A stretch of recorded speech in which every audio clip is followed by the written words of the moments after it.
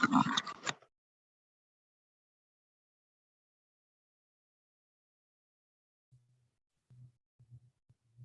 evening. Very warm welcome, Dr. Renu. Dr. Sudhindra sir, very warm welcome. Yeah, good evening. Good evening, madam. How are you, madam? Fine, fine, sir. How are you? All good, madam. No problems. So you have received all the CVs, right? Yes, madam, I have it. Yes. Dr. Yeah. Renu, you want to check your slides once? Dr. Renu, are you there?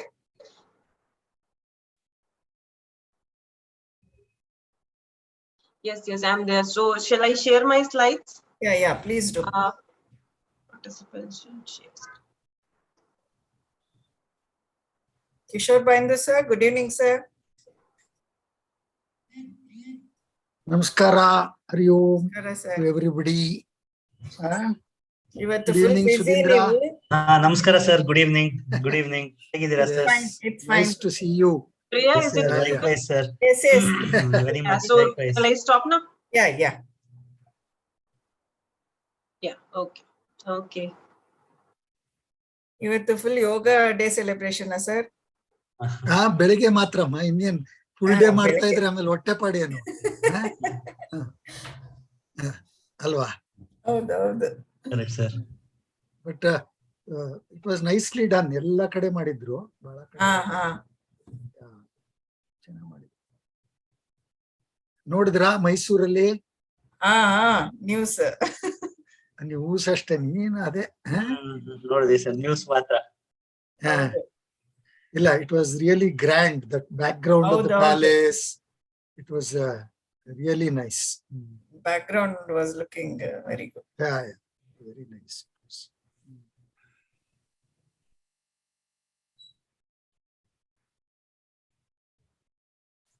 So Sudheendra, ಇವ್ರದ್ದು ನಿಮ್ಮ ರಾಜಾಜಿನಗರ್ ಇದು functioning ಆಗಿದೆಯಲ್ವಾ? ಇದು ಆಗಿದೆ sir, ಆಯ್ತು. ಇವಾಗ almost 2 months ಆಯ್ತು. It's functioning sir, fully functional. All department, everything is functional sir. Where exactly it comes, sir? Sir, ಇದು this ಅಲ್ಲಿ ವಿದ್ಯಾ ಭಾರತಿ ಸ್ಕೂಲ್ ಅಂತಿದೆ. ದಟ್ ಇಸ್ ಐ ಥಿಂಕ್ ಅದು ಮಹಾಲಕ್ಷ್ಮೀಪುರಂ ಸೈಡ್ ಅಲ್ಲಿ ಬರುತ್ತೆ. So that is Vidya Bharathi school diagonally opposite ಬರುತ್ತೆ. ಆ metro station ಇದೆಯಲ್ಲ madam, Mahalakshmi, ಅದನ್ನ ಹೊರಗಡೆ ಬಂದ್ರೆ right opposite itself that there's a road going in side. ಅಲ್ಲೇ ಒಂದು 200-250 meters ಮುಂದೆ ಹೋದ್ರೆ ರೈಟ್ ಸೈಡ್ ಅಲ್ಲಿ ಸಿಗತ್ತೆ. ಅಲ್ಲಿ ಇದು ನಿಮ್ದು ಡೆವಲಪ್ಮೆಂಟಲ್ ಇದು ಅಸೆಸ್ಮೆಂಟ್ಸ್ ಅದೆಲ್ಲ ಇದೆಯಾ? That is started 2 months.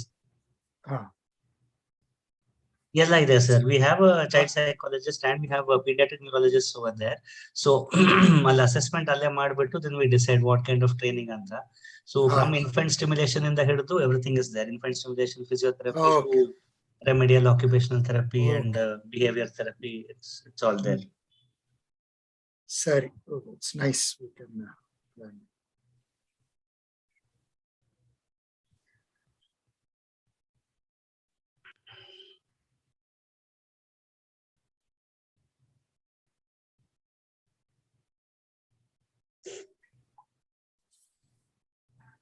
Dr. Chidanand, good evening. Good evening, Dr. Priya. ನೀವು ಮೊಬೈಲ್ ಅಲ್ಲಿ ಇದ್ದೀರಾ? ಹೌದು. ಹೀಗಿಡಿ ಸೆಟ್. ಹೀಗೆ ಇಡಬೇಕಾ? ಅಡ್ಡಾಡ? Fine.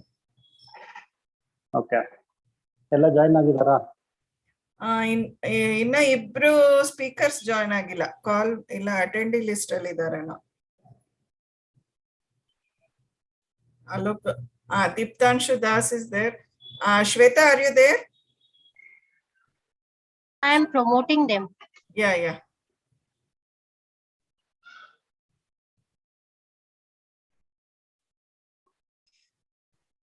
Good evening, sir. Hello, Gupta ji. Good evening, Alok. Namaskar. Basavaraj sir, good evening. Good evening, sir. Good evening, Kishore sir. Good evening, Basavaraj sir. Good evening, all. Welcome. Yeah, good evening, sir. Good evening. Good evening, Priya madam. Good evening. Good evening, Sudhindra sir. Good evening, sir. Good evening. Dr. Deeptanshu Das, Renu madam. Yeah, good Dr. evening. Nikhil Pawar has not joined. Phone ಮಾಡ್ತೀರಾ?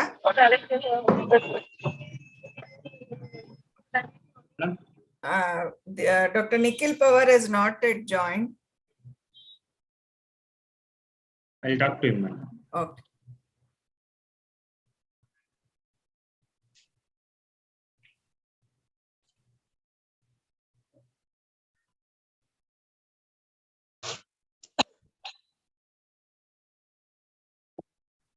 Good evening, Dr. Sudhindra. Good evening, sir. Good evening. ಹೇಗಿದ್ದೀರಾ sir? All good.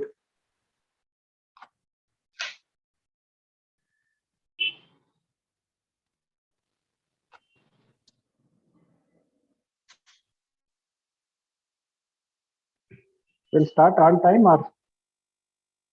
Yeah, we have to start. Another 1 minute left. Our ಇನ್ನೊಬ್ರು speaker ಕೇಳ್ಬಿಡಿ. ಬೇಕಿದ್ರೆ shuffle ಮಾಡಬಿಡಿ. First ಯಾರು ಮಾತಾಡೋದು? First is anyway Dr. Renu ಅನ್ಸುತ್ತೆ. She is here. She is there ಅಲ್ಲ? Dr. Deeptanshu, you want to check your slides? No, I don't have any slides actually. I'd be speaking directly. I'd be reaching shortly, and my session is going to be towards the end. I'll be able to finish. No worries. Okay, doctor. Okay.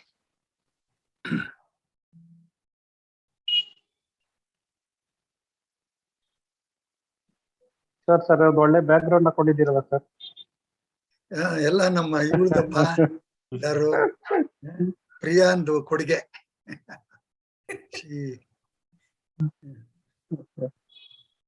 Kishore sir, congratulation. ಯಾವ್ದಕ್ sir? ಮಗಂದು. ಮಗನ್ಗೆ party ಕೊಡ್ಬೇಕು sir. Party sir. ಅಯ್ಯೋ, any time. ಹೋಗಿದ್ರಾ sir? ಇಲ್ಲ ಹೋಗಿದ್ರಾ? He's coming. He's coming. Today is coming in the night. I'm sorry, sir. ಯಾರಿಗೆ sir? His son stood first in gold medal in DNB Hospital. Oh, fantastic, sir. Very good. Wow. Congratulations. Very nice. Yesterday was the convocation. Oh, very nice. Very nice, sir. Fantastic. Please convey my best wishes and congratulations. Fantastic.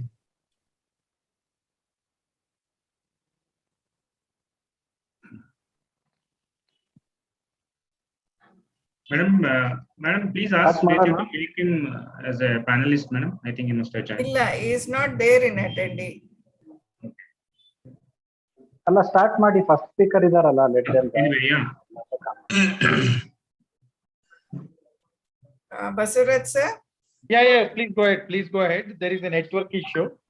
Okay. I am there.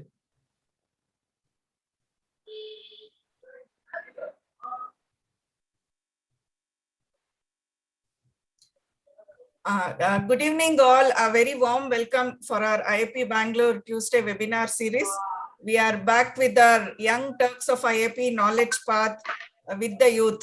Today we have on the Youth Turks of IAP. So today discussion is mainly oriented to neurology, pediatric neurology. So at the outset, I would like to welcome our IAP Bangalore President, Dr. G.V. Basavaraj sir.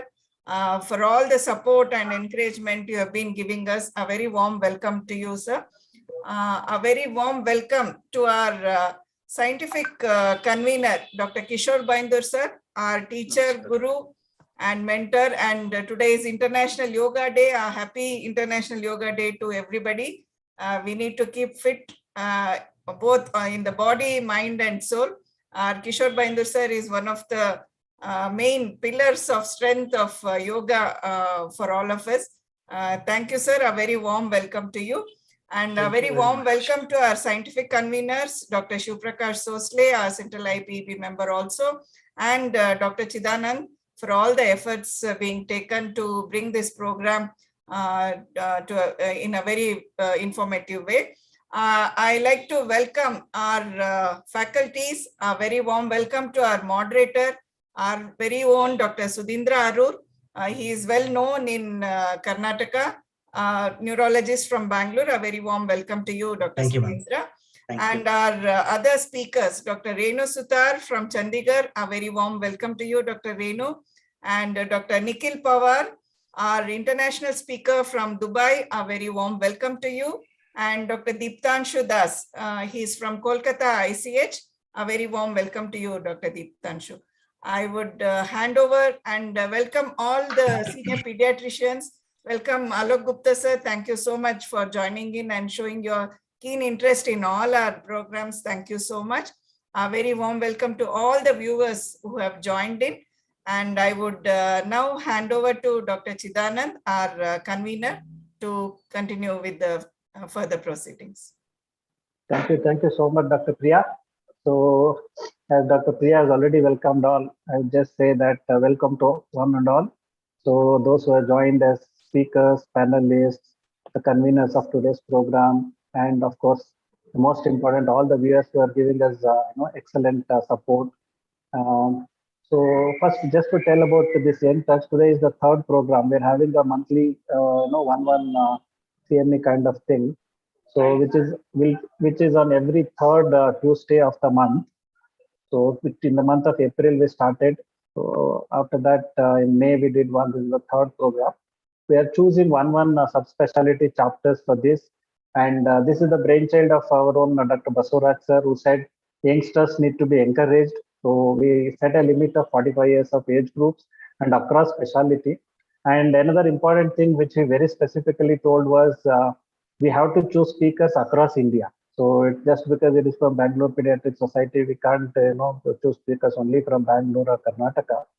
So and sir has definitely helped us in identifying the youngsters from across India. So and looking at today's speakers, we definitely know it is a good representation all over India.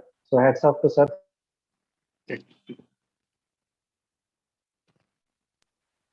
So continuing.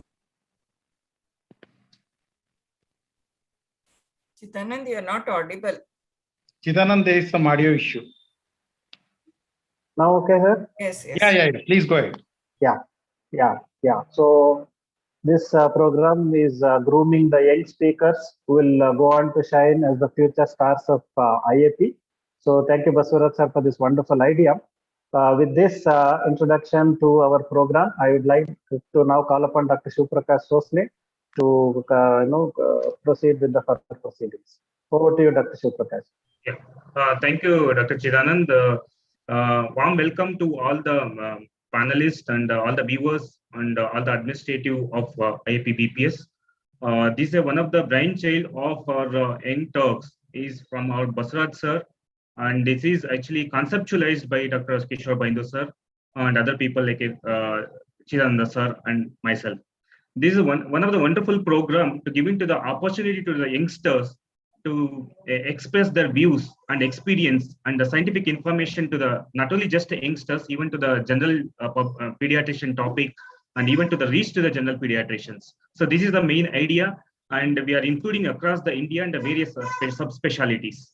So in this topic, we have chosen this neurology, which is actually a very common scenarios we come across in our day-to-day practice, even in our ICU and even in our on day-to-day practice. With this actually words, I would like to request our Dr. Basuraj sir, a president of IAP and also past SSG of Central IAP, to say a few words to take into the further proceedings. Thank you, Dr. Shivprakash, Dr. Priya, Dr. Chidanand, for coming out with an excellent scientific program under the guidance of Dr. Kishore Baindu sir. So this is a program, the moment you would say youngster, it is not the just youngster. The Renu is a well experienced, Dr. Sudhindra Rao is an excellent speaker. He has shown behind the ability, Dr. Devchish, Dr. Nikhil. So these are the very good faculties you have chosen. So wish you all the best. Go ahead, Dr. Thank you, Dr. Basuraj sir. Now we request Dr. Kishore Baindu sir, who is a man behind this enters concept, so to say a few words and take into the further proceedings. Sir, unmute sir. Good evening, namaskars to all the panelists that I can see on board here. And as introduced already, this is a very popular program from the DIAP platform conducted by IAP Bangalore. Again, we all conceptualize that we have been hearing the so-called veterans of IAP always speaking on the podium. And for the youngsters, we thought they need a good platform, an all India platform, wherein your talents, because see, we are all now in our days of bygone era.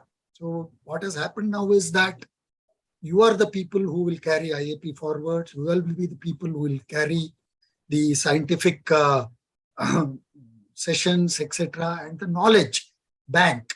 And I'm sure with your expertise, we are here more to learn from you than the other way around.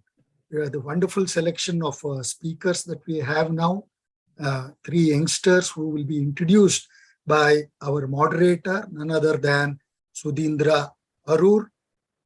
It is a pleasure for me to introduce Sudhindra, because we have seen Sudhindra even before his pre-medical days, when he used to go to Parijma for a lot of scientific programs that his father used to take. He is a very, very illustrious neurologist, pediatric neurologist for that matter, from Bangalore. After his MBBS, he has done his MD Pediatrics at the KS Everyday Medical College in Bangalore, and then joined the prestigious MS Ramaya Super Speciality Hospital for his 3-year stint at DM. I think he must have been trained under the illustrious and famous Dr. Srinivas, I think, Srinivas Murthy or Srinivas, very illustrious neurologist and a very famous neurologist of Bangalore, and probably one among the top neurologists of India. So you can know his caliber from that particular thing. He has joined Parijma and now is a senior consultant there for quite a. After his joining Parijma, you must have noticed that Parijma has taken wings. They have branched out. They have had a branch in HSR layout in Bangalore, another in west of Bangalore. I'm sure I also know that they have a branch in Bangalore also, if I'm not wrong.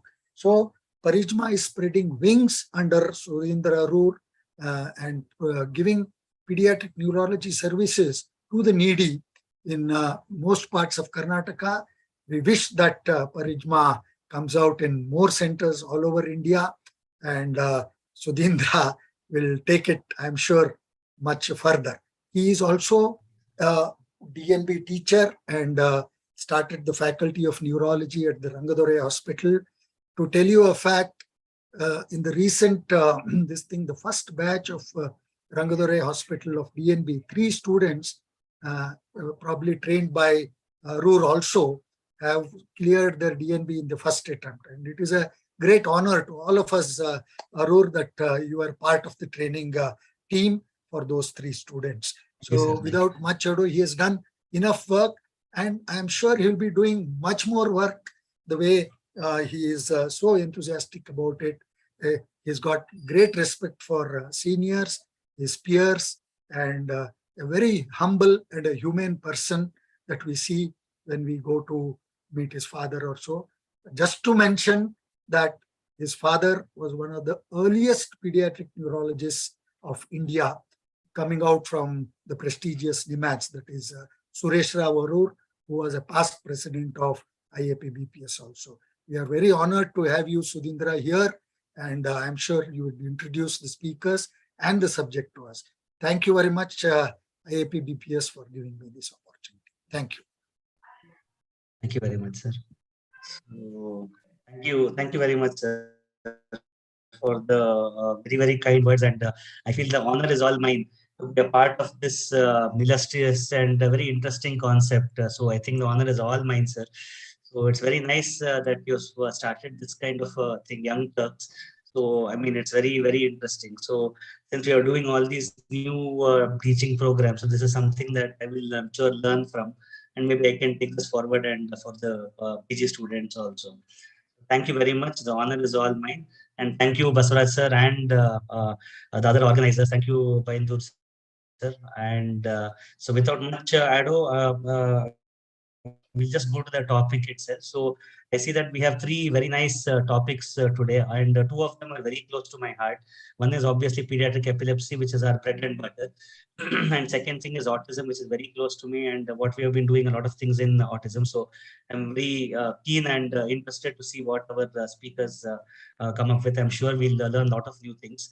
So in this regard, it's my pleasure to introduce Dr. Renu Sutar.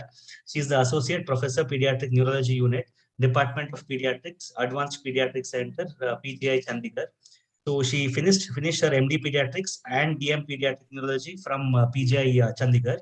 And she has more than 125 publications in national and international journals and various book chapters. So she's also the recipient RCPCH Visiting Fellowship, Great Ormond Street Hospital, London. And she's also the AOCCN Travel Fellowship 2017. Areas of interest being CNS infection, pediatric stroke, and pediatric neuromuscular disorders. So very warm welcome to Dr. Renu Sutar. I'm sure there'll be things that we'll learn, madam. Thank you very much for taking part in this program. Over to you, madam.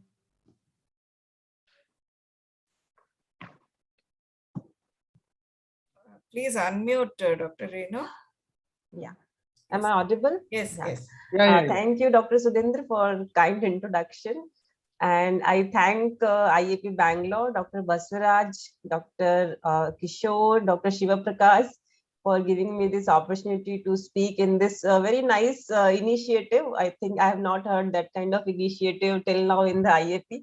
So it's wonderful to be part of this initiative by IAP Bangalore. And with this, I will present my topic, that is approach to epilepsy in OPD setting. So I'll deal with the cases which are we specifically see in OPD only.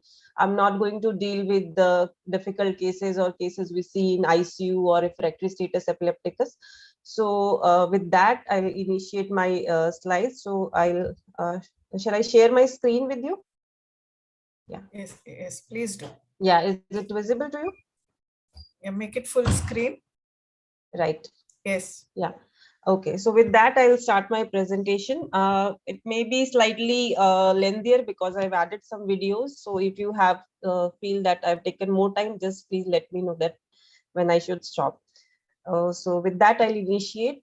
So objective presentation is that how to evaluate first episode of unprovoked seizure and how to evaluate epilepsy in children who are presenting to OPD, and what kind of investigations we order and what is their sensitivity and specificity and what are the principles of management of epilepsy. So I begin with the case, which is very typical kind of case which comes to our OPD with the history of one episode of abnormal event in the night at around 11 p.m. when the child was sleeping. In an 8-year-old girl, mothers noticed when she woke up hearing some sounds. She noticed some frothing from the mouth and eyes and face was towards one side, not sure about the body, not sure about any kind of tonic-clonic activity. She was stiff, according to mother, for 1 to 2 minutes. They try to wake her up. Then it subsides and she goes back to sleep. No significant family history, developmentally normal, examination normal. So now they have come to OPD to you for evaluation further. So these are the points we consider when we see a case of first episode of seizure in OPD. So first point to consider is it really a seizure? And if it is seizure, is it truly first episode of seizure? And in this situation, if it is truly you think it is a seizure, then we should also know what are the seizure mimics in children. And it is provoked or unprovoked seizure. And then we have to classify the seizure type or the epilepsy type, or is it a specific childhood onset epilepsy syndrome? What is the etiology behind it? And how do we take the decision to treat her with first episode of seizure, or what are the appropriate AEDs in these cases? So I'll just briefly introduce the concept of seizure and epilepsy. Seizure is this transient signs and symptom, basically due to abnormal and excessive neuronal activity in the brain. We say these are provoked seizure when they are associated with an underlying event or a disease like precipitated by the fever, trauma, some CNS infection, or some granuloma.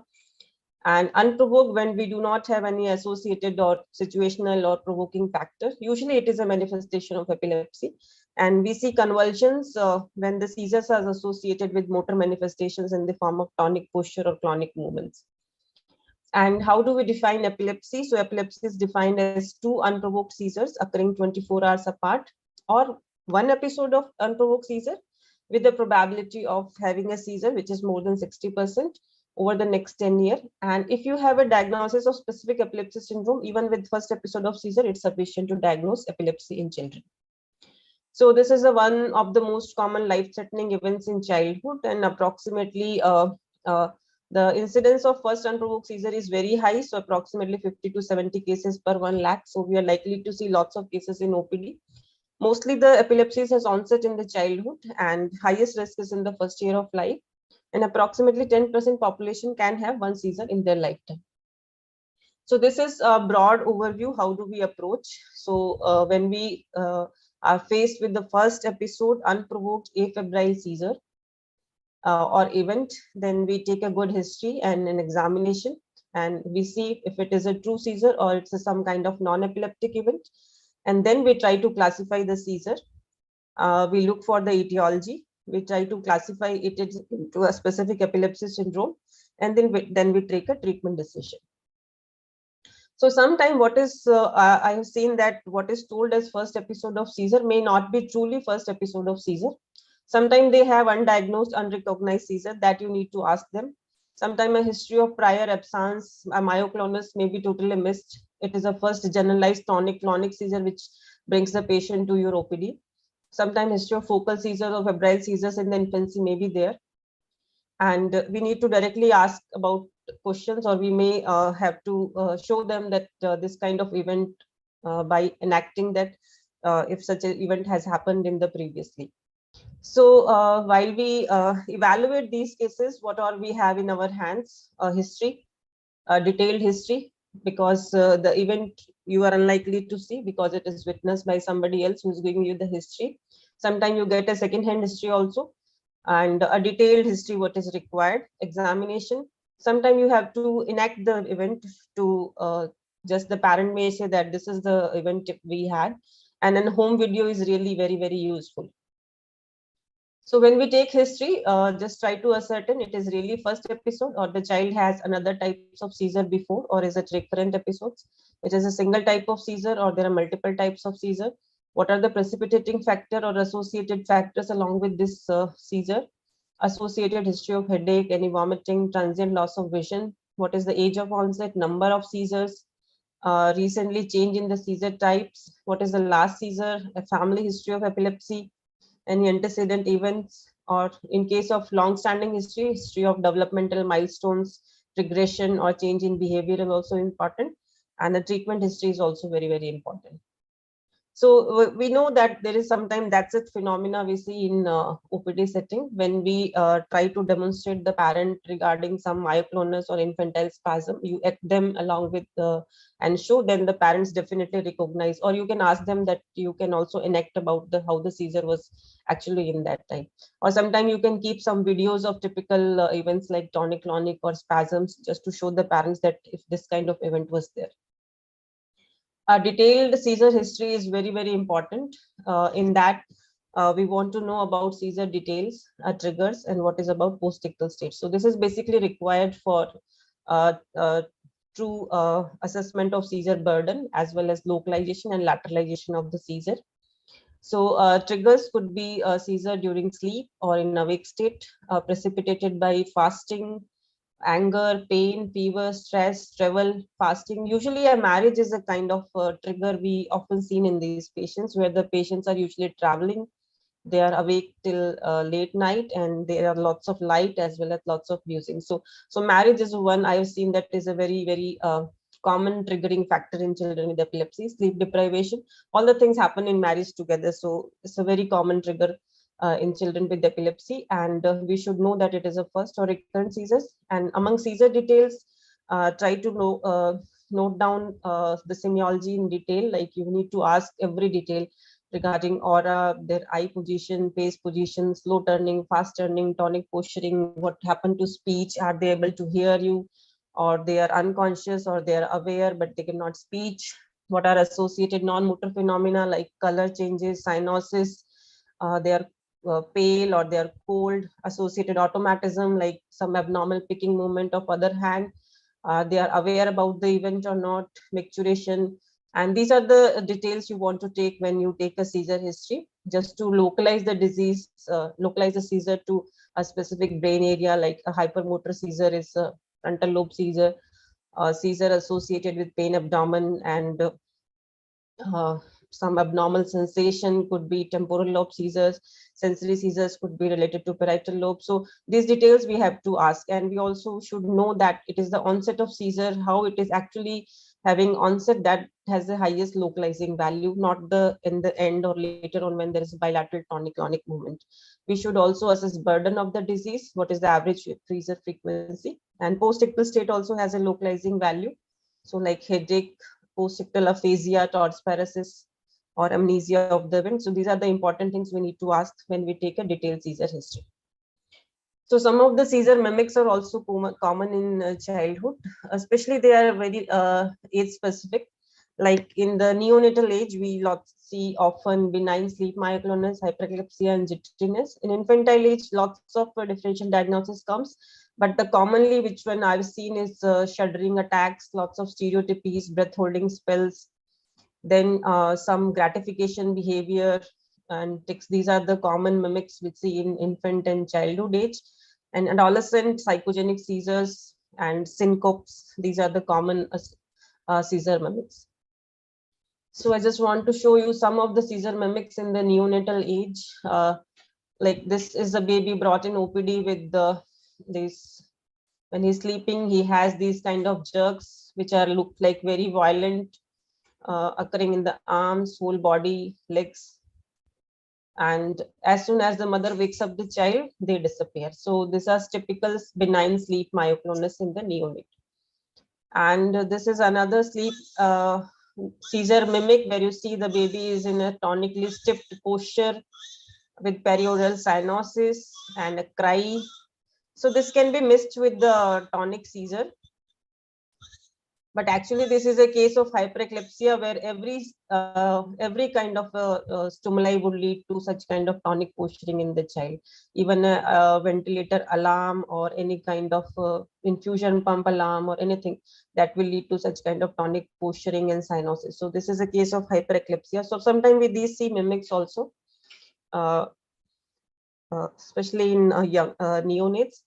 These are common two mimics I see in infantile age, whereas an 8-month-old baby who is sitting and suddenly does this extension of arm and some abnormal posturing with some jitteriness. So this has been considered seizures in several cases, but these are typically shuddering attacks. Basically, they happens, and when the baby is excited, they tend to do, but they are usually benign and subside by itself.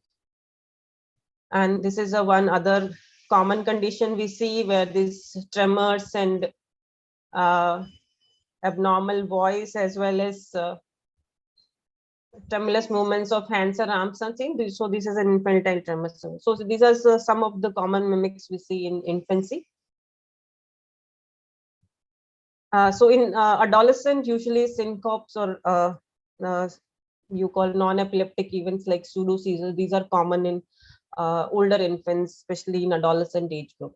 So during examination, what we are interested in specifically looking for the head circumference. Microcephaly has a significance during examination. It's just possibly an epileptogenic lesion or substrate like HI associated or some kind of insult in the neonatal hypoglycemic insult. Blood pressure to rule out hypertensive causes, associated dysmorphism, focal deficits like chronic signs of focal deficits with atrophy, thinning of the nails, hands and toes. Neurocutaneous features are important, such as cafe au lait, Ashley for this kind of facial angioma. These are suggested neurocutaneous features.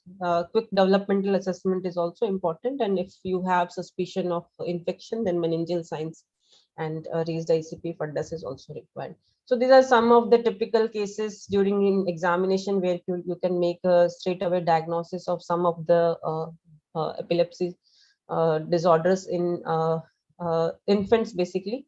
So this is a case of Sturge-Weber syndrome with facial angioma. This is a child with rash, eczematous rash in the flexural surfaces in the neck associated with alopecia, came with the infantile spasm. So case of biotinidase deficiency. Again, one more girl, she came with an epilepsy, unprovoked 4-5 episodes of seizure, and she has this diaper rash, which was considered initially. And then we thought about biotinidase deficiency, and she was treated and absolutely seizure free subsequently. This is a case of Menkes. So some of these are the spotters which you can see during examination, and if they are there, they give you a clue towards a specific etiology, towards a diagnosis. Sometimes you need to precipitate the event. If you think about abscences, you can do a hyperventilation test. So that is with some kind of a colorful paper or pinwheels. You can ask them to hyperventilate for 2 minutes. At that time, seizures can be precipitated. Sometimes reflex seizure or stimulus sensitive seizures can be precipitated by a loud sound or some sound in the OPD room by door or objects falling. Then the patient can have seizure in front of you. And sometimes psychogenic events like non-epileptic event can be suggested to the parents, and they can have precipitation. So in this video, a typical absence is being precipitated by hyperventilation. You see, I just forwarded the video to around 2 minutes because till that time there was no seizure. And once you think that I'll just stop it, then the child throw the seizure.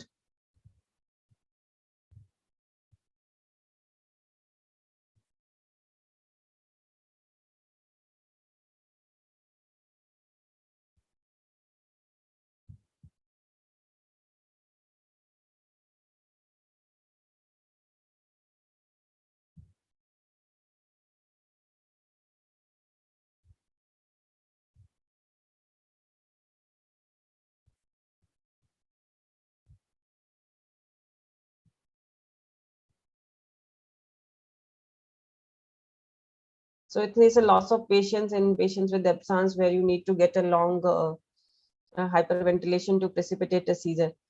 So I'll skip this video. Possibly it was somewhere in between. I just bring it to forward, but you need to be very cautious and have the hyperventilation for approximately 2 to 3 minutes to precipitate the event. So after history and examination and seeing about some of the non-epileptic event, then the steps comes that how you classify the seizure, how do you classify the epilepsy in the child, what is the underlying etiology like structural or genetic or metabolic, and how do you take a treatment decision. So the next step is to classify the seizure, so that we classify the seizure into focal and generalized predominantly. And a focal seizure is specifically a seizure which originates and propagates to one hemisphere only. And a generalized seizure is where it originates and propagates quickly through the neuronal networks to the bilateral hemisphere. So usually they have initial symptoms localized to the one particular hemisphere, like they have very focal onset, and symptoms and signs also suggest a focality. Later on, the seizure can progress to a bilateral involvement, but generalized seizures has a typically very rapid engagement of hemispheres, so that you have an onset also with generalized seizures. So this is an ILE 2017 classification of seizures. This is a basic version. There is a prolonged larger version is also there, where each type is further subclassified. So right now we have 3 groups, which is focal onset, generalized onset, and unknown onset. Unknown onset, we say then in the first 1 or 2 episodes, or we are actually not sure from where the seizure is arising. Sometimes they are unwitnessed, or sometimes in sleep. It's difficult to ascertain the exact onset, but if you are certain, then the seizure can be classified into focal and generalized. And with focal, you have this caveat of impaired awareness as well as preserved awareness, and the manifestation can be motor or non-motor.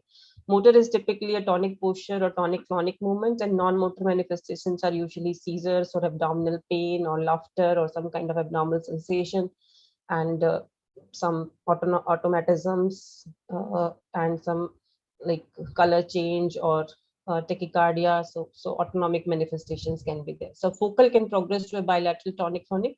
Previously, we used to say focal to generalized, but now we don't use generalized here because that is used at the onset only. So this is focal to progression to a bilateral tonic-clonic seizure. Generalized has an onset which is generalized and bilateral. So it could be tonic or tonic-clonic or myoclonic, or there could be other motor manifestations, and non-motor is usually in the group of absences. So unknown is when we don't know about the onset, and unclassified when you are not sure how to classify the particular seizure.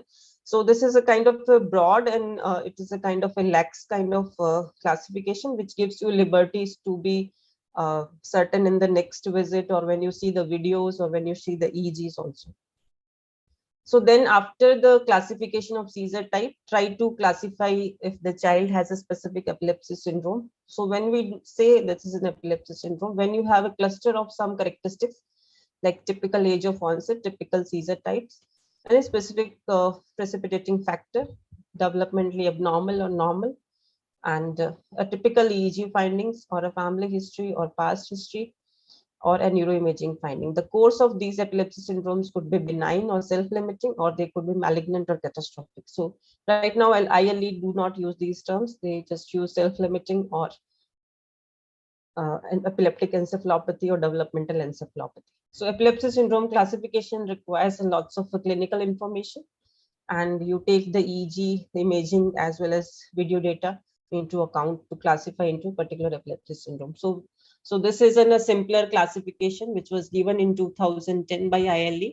So we are interested in these three groups, where the epilepsy syndromes are classified according to the age of onset. So in neonate, we have benign group, as well as we have a catastrophic group, that is Ohtahara and early myoclonic encephalopathy. Benign is benign neonatal and benign neonatal familial. And infantile epilepsy, we have febrile seizure plus benign infantile or familial infantile. Then we have West syndrome, Dravet syndrome, and some of other rare syndromes like migrating epilepsy and myoclonic encephalopathy. In childhood, we have typical Rolandic, that is benign epilepsy with centrotemporal spikes, as well as occipital epilepsy, that is Panitopolis syndrome. We have Dravet, and we have childhood absences, and some other rare epilepsy syndrome like Lennox-Gastaut, ESCS, and Landau-Kleffner syndrome.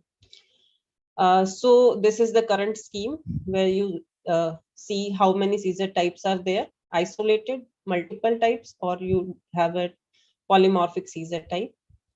And then you see if these seizure types fits into an epilepsy syndrome, specific epilepsy time, that is on isolated focal, or there is a combined focal and generalized, and with the unknown sometimes. And structural etiologies could be divided into these groups. Like structural, you can have a genetic, infection, metabolic, immune mediated, or we don't know about these, and then go to a epilepsy syndrome. So this is a 3-tier classification which is given by ILE, used by everybody just to see how they classify. So first, classify how many seizure types are there.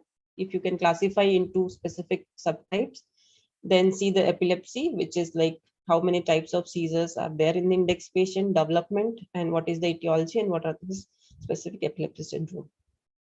And also consider the comorbidities associated with it. Like you have a typical example of tuberous sclerosis, where you can have focal seizures, you can have unknown onset epileptic spasms, which could have focal onset or generalized onset. So epilepsy type, it will be combined focal and generalized. So epilepsy syndrome will be like TS associated with West syndrome, or TS associated with focal epilepsy. And the etiology could be structural because of tubers, or it could be classified into genetic also because of PSC gene associated with. So that is a classic example which you can classify this syndrome in various types. So now we have one more complex classification given by ILE 2022. It is released in recently in the June, where they have classified the syndrome from 2010. Now they have given this one, which is in infants as well as in children. So I feel it is a very complex, but again, the division scheme is that you have a group of self-limited epilepsy with good prognosis, and you have a group where you have a malignant kind of prognosis, where development is also affected along with epilepsy, and you have some specific etiology like pyridoxine dependent or CDKL5 and all. And similarly, in childhood, they have divided into generalized epilepsy as well as from the benign term, now they've gone to a self-limited term. So now they are all selfie syndromes basically.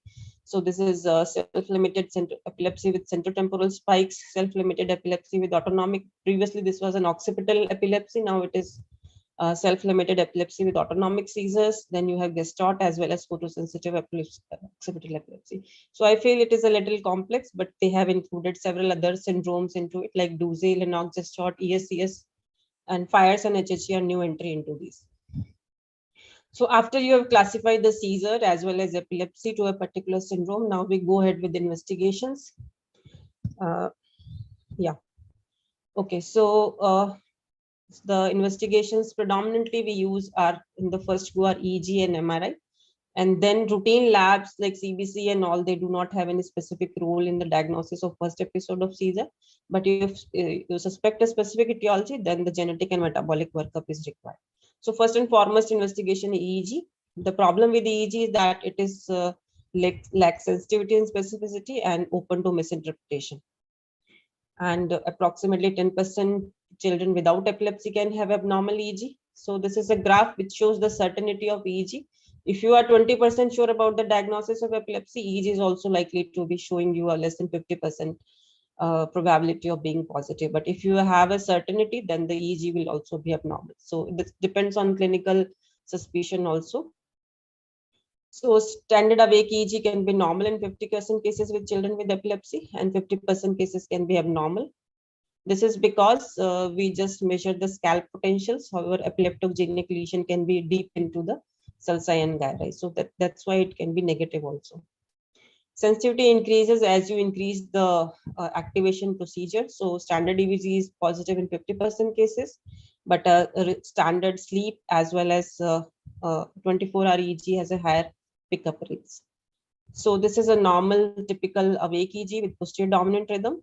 But if you see this EEG, that's why I say it is open to misinterpretation. Like if you reduce the graph sensitivity, some of the spikes can be missed.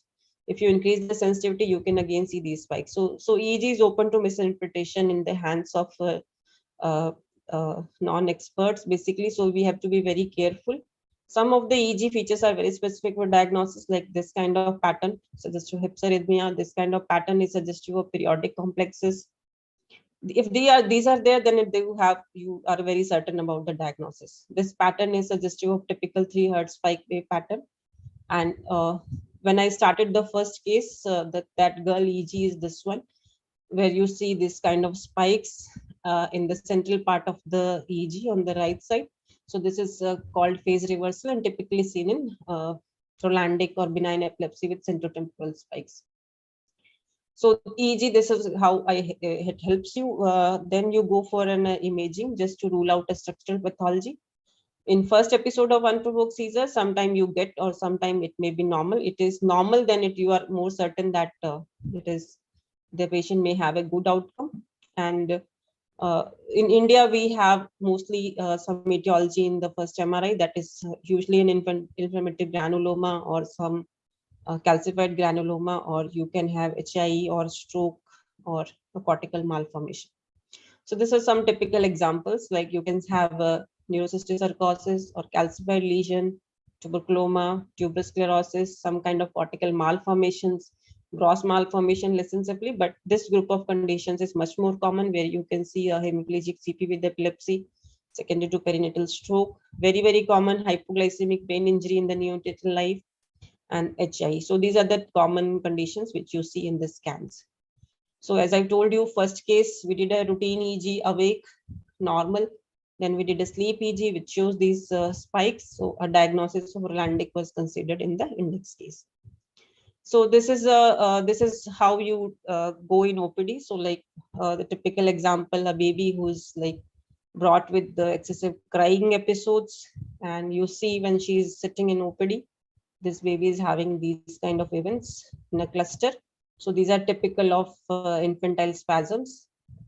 So in this situation, what you do, order EEG. If you see this kind of hypsarrhythmia, the diagnosis of West syndrome is confirmed. So here the seizure type is epileptic spasm and syndrome is West, and EEG shows hypsarrhythmia, and these patients require immediate therapy. Now, again, one more case where you can see he's brought with one episode of GTCS, but he brought this video from the home also. Like he says, he has sudden episode where the head falls and shoulder abducts.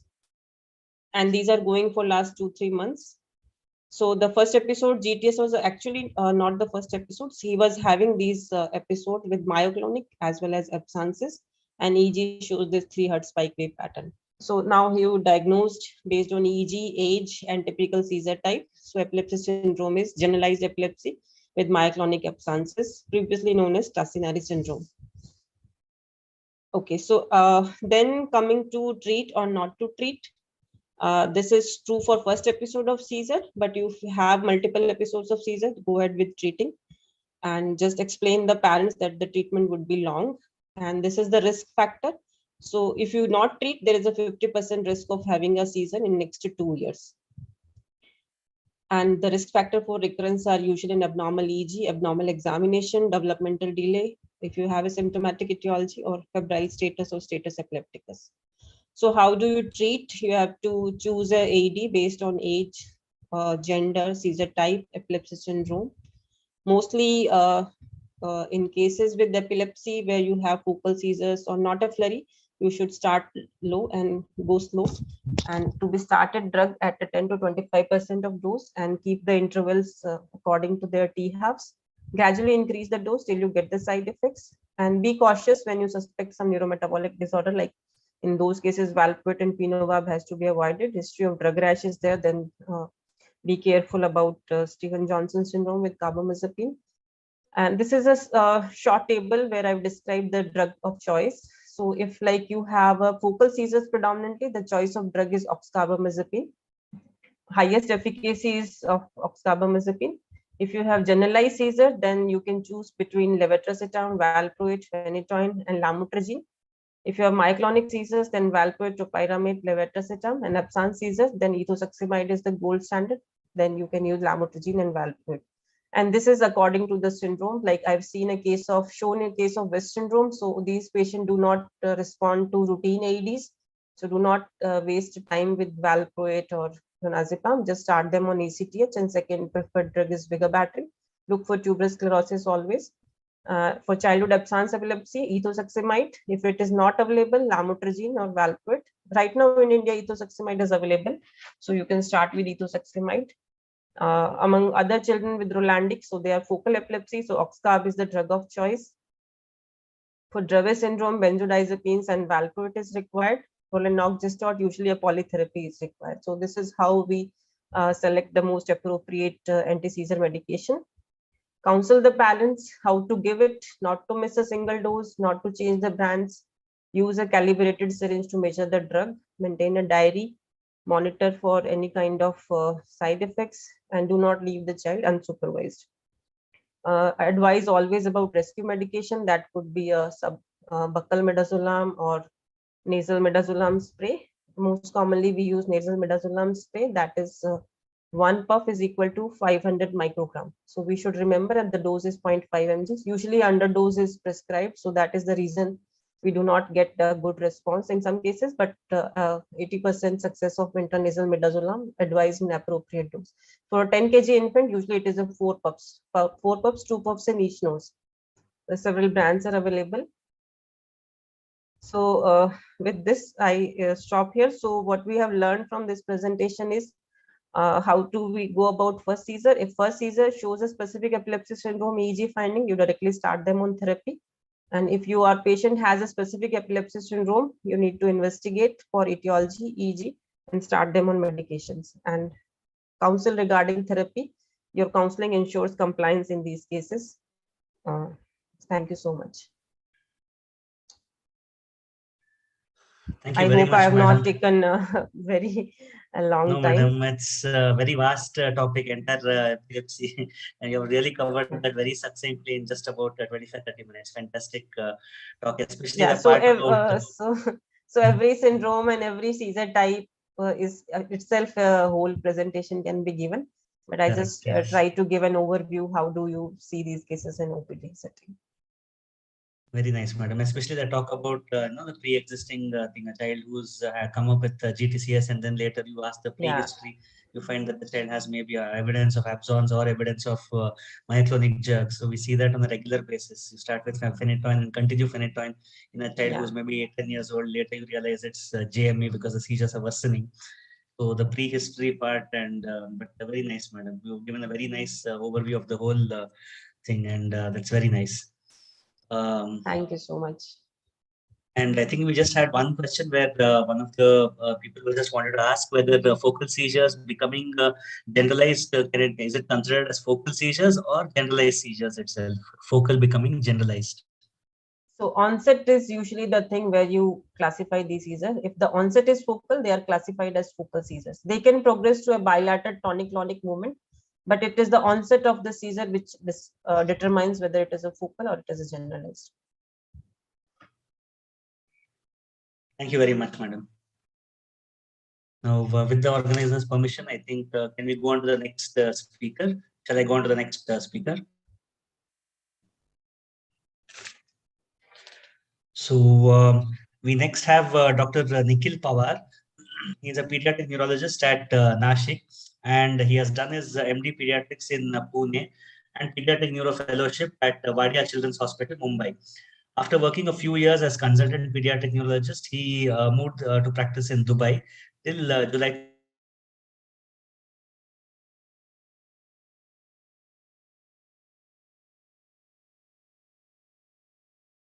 Courses in health IT as well as health informatics from Carnegie Mellon University and University of Florida since the last 1.5 years.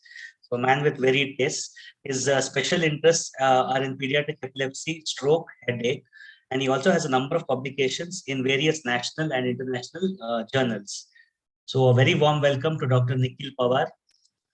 And over to you, sir. He will be talking about approach to acute pediatric acute encephalitis. Over to you, sir. Thank you so much, doctor, for the kind introduction. First of all, am I audible? Yes, doctor, you are. Yeah. Thanks to all of the IAP dignitaries for giving me a national platform to present my case. I will not waste much time and start with the case presentation. So my topic is approach to pediatric acute encephalitis syndrome. So,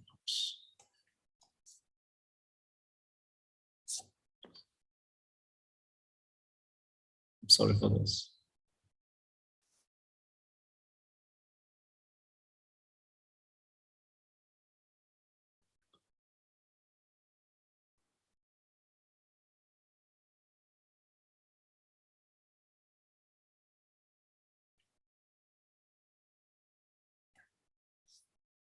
I think I'm not able to share my screen here. Okay. It is well seen. It is seen. Screen is seen. Okay. Very well seen. Okay. Thank you so much. So the definition of acute encephalitis syndrome, as defined by WHO for the syndromic surveillance during Japanese encephalitis, is it is a person of any age occurring at any time of year with an acute onset of fever, which is less than 14 days, coming with a change in mental status like confusion, disorientation, coma, along with the new onset of seizures. Going forward, it included not only viral encephalitis and encephalitis, but also all etiologies of fever and altered serum, which included bacterial meningitis and TBM. So it is of various etiology, and it's a medical and neurological emergency with a very short critical window for diagnosis and treatment. So ideally, we should start the empirical therapy in the emergency room itself, and some specific antiviral therapy like acyclovir could be life-saving. And generally in these cases, the evaluation and treatment proceeds simultaneously.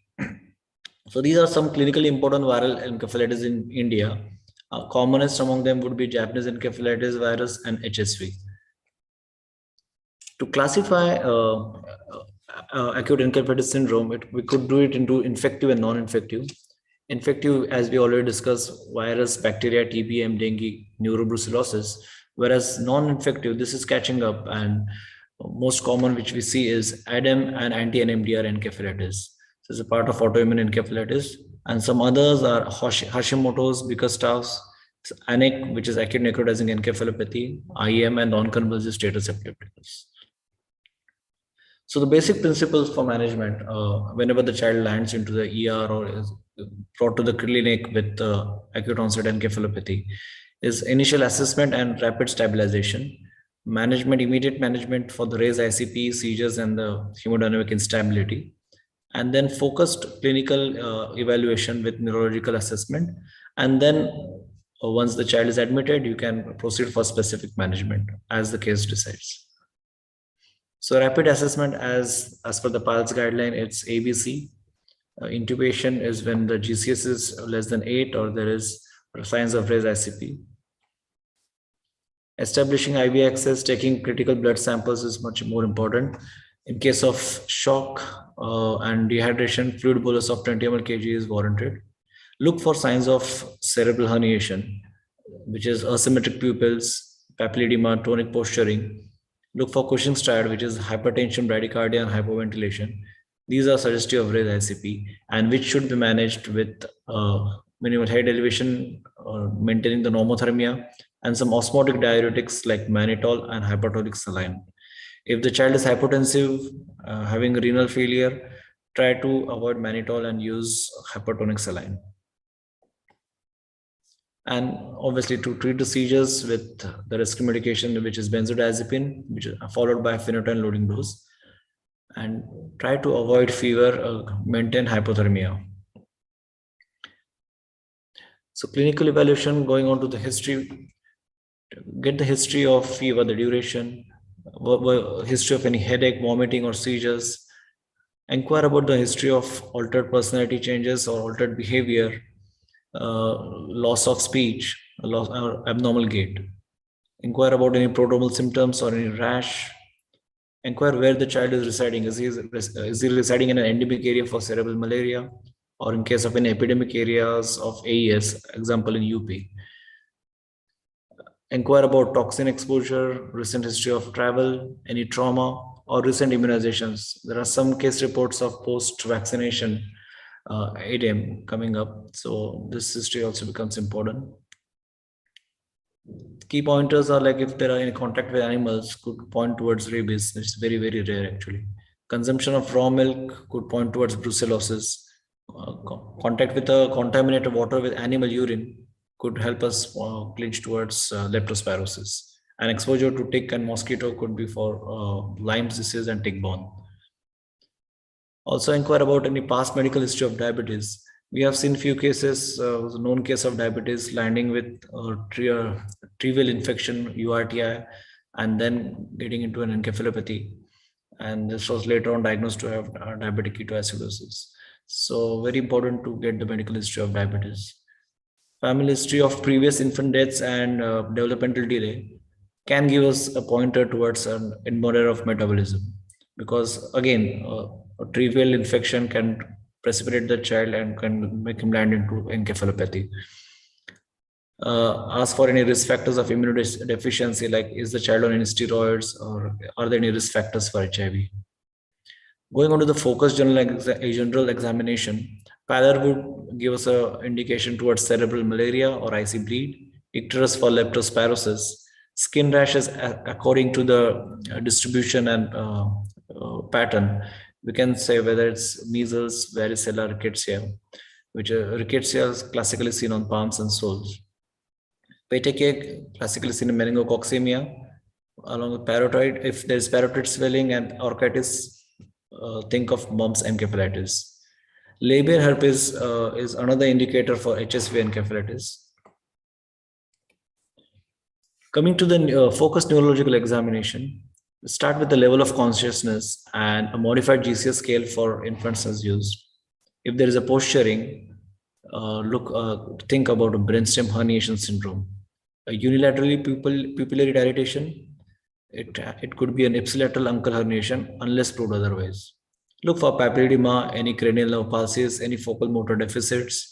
If there is flaccid paralysis, it could be an anterior honsal involvement of an enterovirus infection. Even ADEM we can see in cases of myelitis, flaccid paralysis. Look for any movement disorders like chorea, athetosis, commonly seen in Japanese encephalitis. Look for signs of meningeal irritation like Koenig's and Brudzinski's.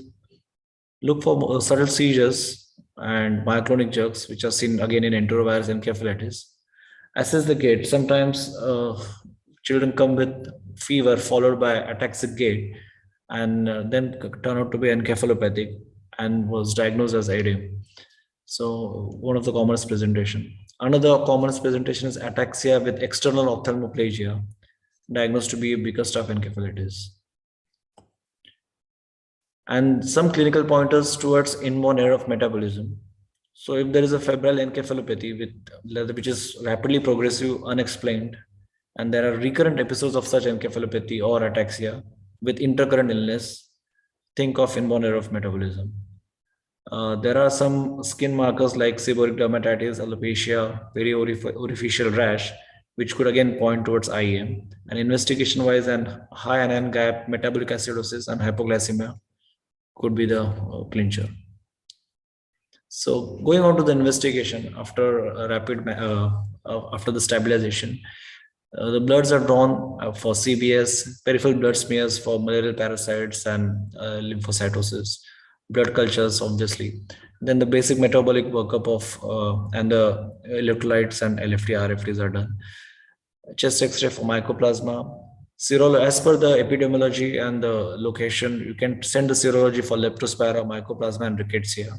And if you're suspecting inborn error of metabolism, try to collect for urine sugar, ketones, ABG, and TMS and urine organic acids. CSF, which is one of the most important part of the investigation.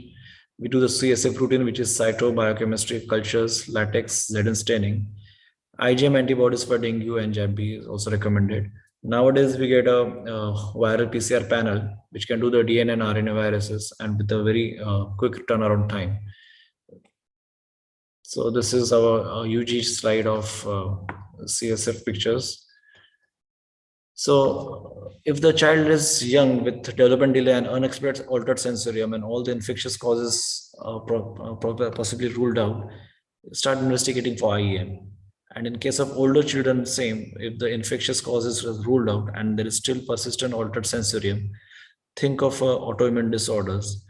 Mostly if it's a girl child, think of SLE, and you can send anti-nuclear antibodies. Hashimoto encephalopathy, where you can send anti-TPO antibodies. And then there are anti-NMD and anti-VGKC antibody encephalitis, for which respective antibodies has to be sent.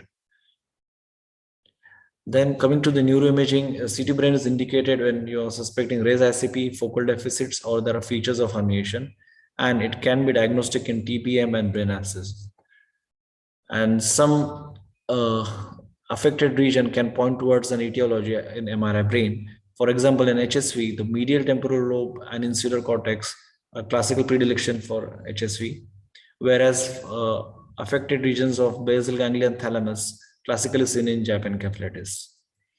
Cerebellum involvement is seen in varicella zoster virus and mycoplasma. So this is an example of perisylvian, as we can appreciate here, this hyperintense signal in the perisylvian cortex. This is the coronal section, classically suggesting as towards HSV. In JAP encephalitis, this is bilateral thalamus hyperintense signal and some signal intensities in the substantia nigra, which could explain the movement disorders and dystonia. This is a classical TBM CT scan with hydrocephalus periventricular ooze, and you can see a hypodense area in the left thalamus, probably left thalamus infarct, and an MRI brain with contrast showing basal exudates, again classical for TBM. And another entity called acute necrotizing encephalitis seen in East Asian kids, and there's a Mizuguchi criteria for that, which includes a viral febrile illness in a kid going on to rapidly to encephalopathy and deterioration followed by seizures without any CSF pleocytosis, and then they have symmetrical brain lesions, as you can see here, and they have a predilection for thalamus. So it's postulated that it is because of post-influenza A, HHV6 or HSV, and some cases are reported after a RAN-BP2 gene mutation, and treatment is steroid, IVIG, and PLEX.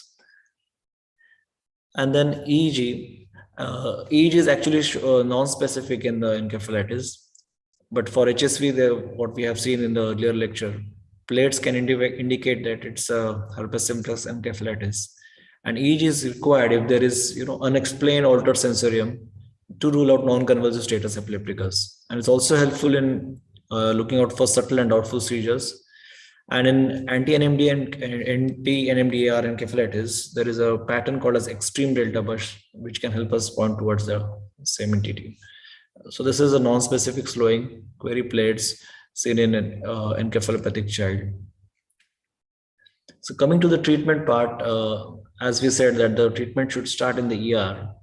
The empirical treatment is ceftriaxone and vancomycin, and it must be started if CSF cannot be done or the report is going to take time. In case of endemic areas of rickettsia, doxycycline is added, and acyclovir has to be started without any focal neurological signs, aphasia, or if the CT is showing any frontotemporal changes. Steroids are required in case of suspicion of meningococcemia with shock, enteric encephalopathy, and edema. And antimalarials is obviously if the patient is a resident of a P. falciparum endemic area, and you need to stop it if the smear and rapid diagnostic tests are negative. So this is the dose of acyclovir. I'll just skip that. And that's a chart for a specific treatment. So I'll just skip this. I would like to focus on EDEM because as we know, infection we can treat with the antiviral antibiotics. But EDEM is such a condition where the treatment can change the course of can change the clinical course. So what is EDEM? Actually, it is a first polyfocal clinical event. So the child can present with any neurological symptoms. It can be visual loss, it can be ataxia, cranial nerve deficit, but it is associated with encephalopathy and long track signs, cranial meningism, and sometimes signs of opticospinal involvement, as I already mentioned. The CSF shows pleocytosis and raised proteins, and oligoclonal bands may or may not be positive. So oligoclonal bands CSF is an indicator of a child landing into recurrent EDEM or multiple sclerosis. So it's a prognostic marker. So nowadays, whenever we do a CSF for virology, we do make a point to collect CSF oligoclonal bands. And now recently in the last few years, we have started collecting extra samples for MOG and NMO antibodies also. So there are a lot of case reports where the child presents clinically as EDEM and then later on turns out to be MOG, or if he has visual symptoms, looks like EDEM, but actually after the reports are out, it is neuromyelitis optica. So that's why we collect all these 3 samples and send it on the first go. The treatment is high dose methylprednisolone, that is 30 milligram per kg per day for 3 to 5 days, followed by oral steroid, which is tapering schedule. And prognosis is generally favorable. And this is the MRI picture of an EDEM, where you can see subcortical white matter involvement, which is asymmetrical, multifocal, and also thalamic hyperintensities. A few words about NMDR encephalitis. So it's a autoimmune encephalitis. It is actually a multi-stage illness. It starts with psychosis, memory deficits, and seizures, and then rapidly progresses into a state of unresponsiveness and some catatonic features. There are some abnormal movements and autonomic instability also. In girls, if the girls, we need to rule out ovarian teratoma because that could be the cause of NMDR encephalitis. The treatment again is methylprednisolone, IVIG, and Plex, that's the first line, and second line being rituximab or cyclophosphamide. In case of ovarian tumor resection, and immunotherapy can give better results, and there is substantial recovery seen in around 75%. So I can just briefly go through the cases which taught us some important lessons. So this is a Pakistani child, 12-year-old, brought with fever, encephalopathy. We did all the viral studies and all, which was negative. And she had all the psychiatric manifestations. She was very hyperactive, abusive. And then after a few days of admission, this is what she was, just having a blank stare, mute, not able to comprehend commands. And if you see her hand posturing, she used to keep this hand in this semiflex posture for hours. So this is called as catatonic posturing. So this all is a hint towards an autoimmune encephalitis. So this child on ultrasound showed some polycystic, ovarian teratoma. She underwent IVIG methylpred, then 1 cycle of plasma exchange, and this ovarian teratoma was excised, and she is doing quite well. This is a 10-year-old, excuse me, it's a 10-year-old Russian kid. Again, she came here on tourist visa and had a few short history of fever, altered sensorium, irrelevant talking, very hyperactive, dancing on the bed, jumping off the bed. And few days later, she had this oromotor facial dyskinesia movements. And if you see again her left upper limb, she has kept it in a semi-flex posture, again a part of catatonic posturing.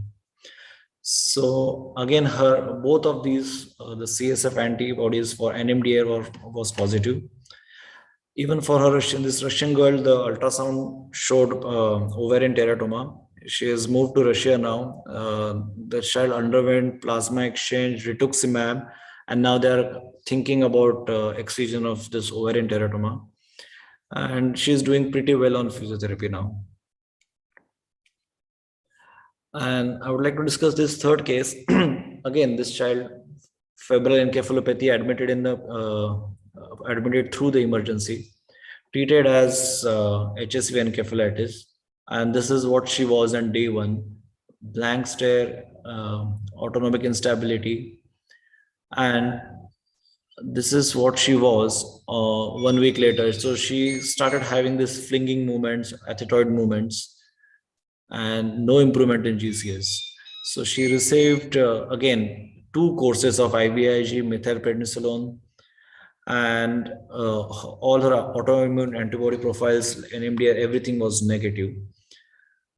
And what's your name? So interestingly, we did not send anti-MOG antibodies because we thought that looks like post-HSV and MDR.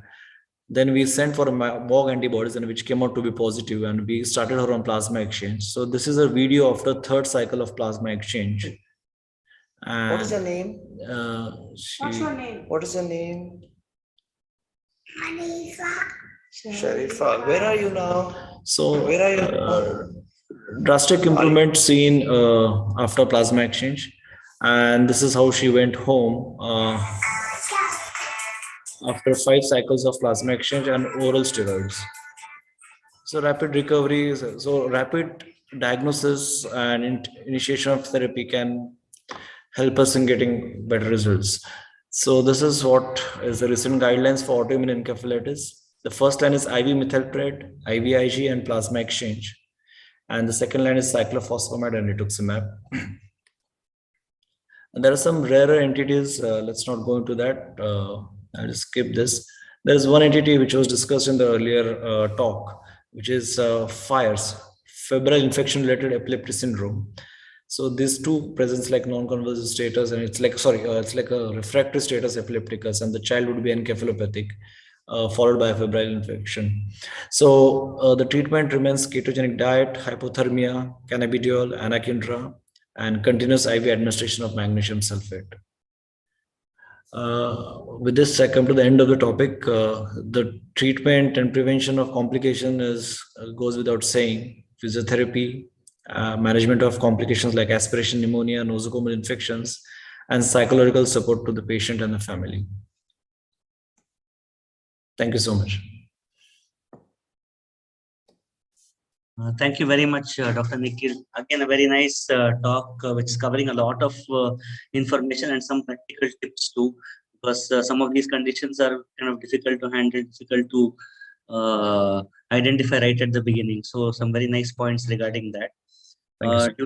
Due to time constraints, I will just take few of the questions here. I think a couple of the questions are more or less the same. This is regarding the duration of fever in acute encephalitis syndrome. That is the one query. The duration of fever, 7 days, 14 days, 7 days versus 14 days. And if seizure is an essential component for acute encephalitis syndrome. So I think this definition of fever of 7 days, and because I feel that 7 days has to be taken into context, because a lot of cases which we are seeing here, they have a short history, like fever for 3 days and then landing into encephalopathy. So I think it should be less than 7 days. And coming to the point of seizure, no, I don't think so. Seizure has to be, though the definition mentions acute encephalitic syndrome that they should have seizures, but we have seen, because the last admission which we had of post-COVID encephalitis, this child never had seizure and he is responding to rituximab. So, I don't think everything goes by definition, but this is the definition given by WHO for the surveillance of JAP encephalitis. So that's the reason for the presentation.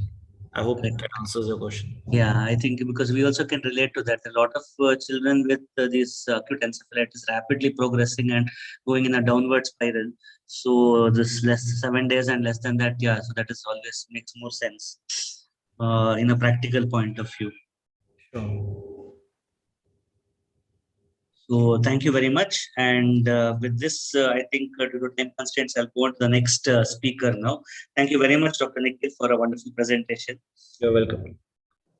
And now coming to the next speaker, I have the pleasure of introducing Dr. Deeptanshu Das. He's done his MBBS and his clinical child developmental program and MD in MD as well as pediatric neurology fellowship and fellowship in movement disorders, as well as a professional diploma in clinical research, multiple degrees for Dr. Deeptanshu. He's also the co-founder and consultant pediatric neurologist at Institute of Neurodevelopment and a neurodevelopmental specialist at Institute of Child Health. He's the EP member from East Zone for Association of Child Neurology India and editor-in-chief for ILA Wikipedia project. He's also the member Education Council and Publication Council ILA and board member of Wikimedia Medicine. So a warm welcome to Dr. Deeptanshu Das. Over to you, sir. Thank you. It's a privilege to be here. Thanks for inviting me into this prestigious forum. It's already late. I'll not take much of your time. I don't have a presentation. I'd be talking directly to you. I'd be talking about autism and that the diagnosis of autism does not matter. Now, the diagnosis of autism, everybody would be saying that it does matter, and it does. Then why am I saying this? I'll go into it step by step. Now, when we talk about autism, what exactly is it? It's a neurodevelopmental disorder. So it's not a neurological disorder, it's a developmental disorder. Yes, it has a neurological basis, but the implications are developmental. So in case of a child developing, there are steps of development that we see.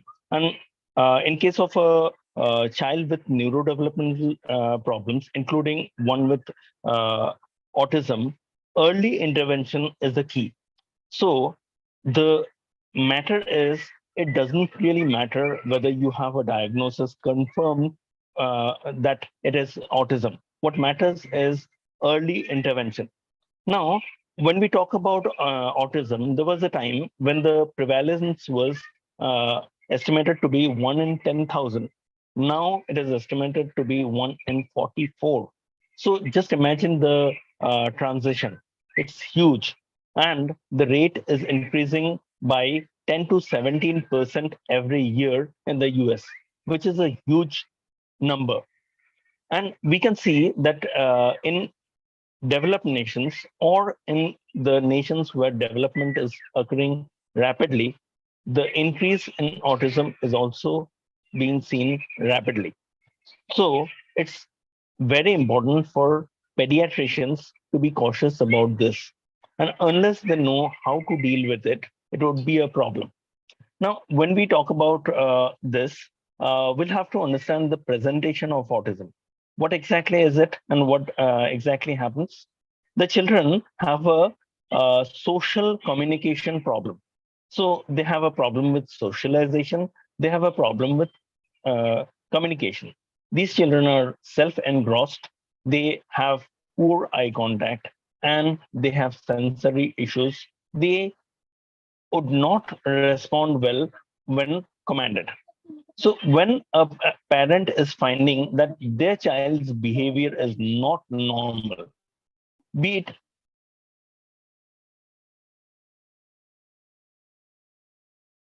what be the reason, be it the child needs attention. Now, when we talk about autism, the pickup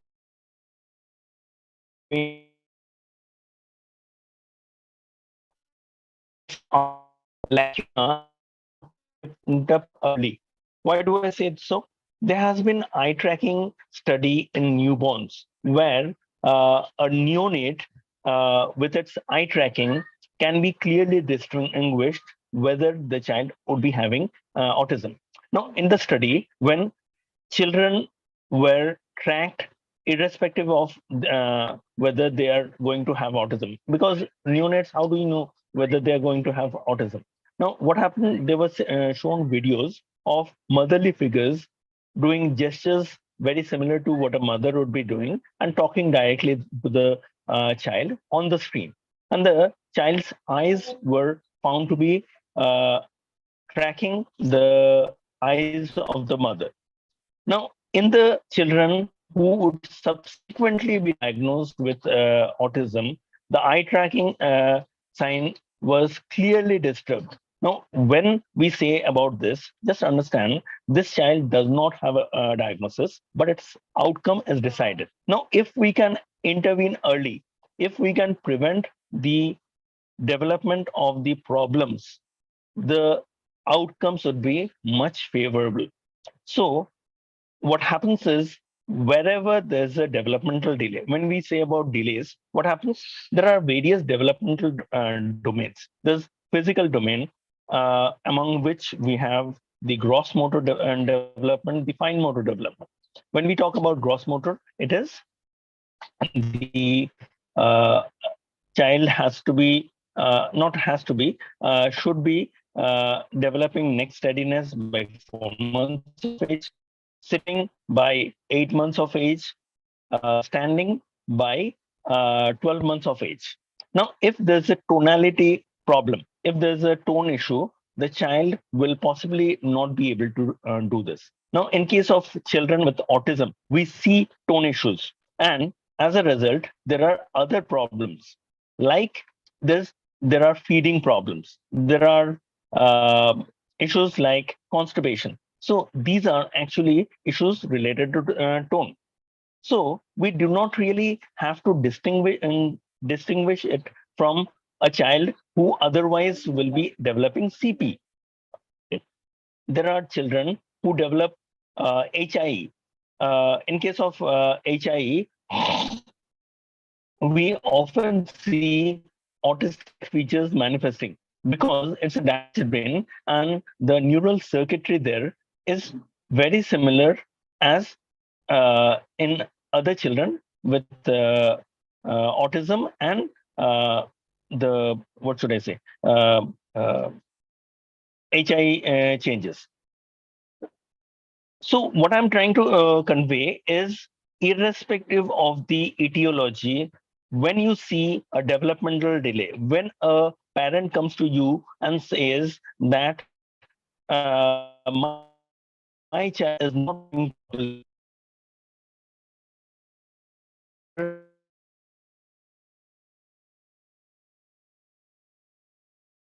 what I mean.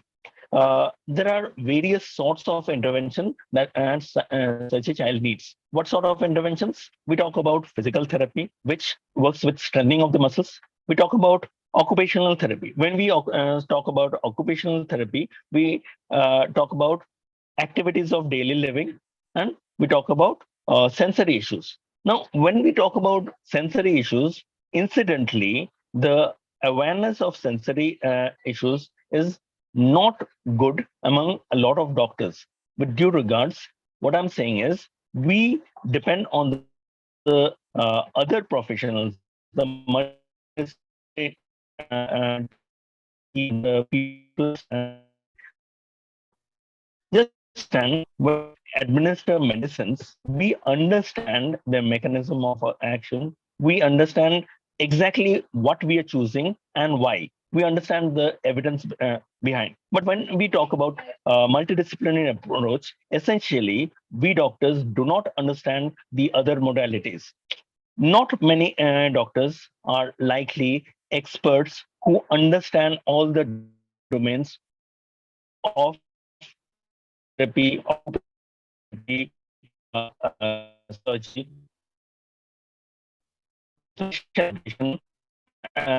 hearing, speech and language, and so on. Just understand that unless we have a understanding that what we are dealing with, all we'd be doing is refer to them and forget about the case. But unless we take it up seriously, understand the evidence behind. Unfortunately, the evidence behind is something that we do not understand.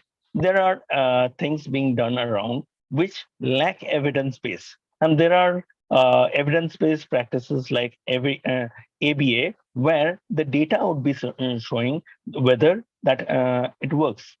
There are dietary interventions being made all around which lack evidence, but yet it's a rampant practice. When we go to occupational therapists, they would be administering such diets, recommending them. There are a lot of other professionals, and it's the doctors who actually need to hold the reins. But that's often not the case. It's unfortunate. Now, when we talk about the interventions, just we have to understand that this multidisciplinary team is unfortunately not available everywhere. And when we talk about that, when we talk about multidisciplinary team, just understand that not all these interventions are in alignment as well. Why do I say that? Suppose in case of occupational therapy, they use techniques like wrapping, where they are basically irritating the child. The child is crying like anything, and you're wrapping the child, not letting it move, and you are trying to stabilize the child. In comparison, in ABA, they are trying to calm down the child. Now, suppose there's a occupational therapy session followed by ABA. What good are you actually going to bring out of it? It's not going to work because you don't understand what, and these people are not in alignment.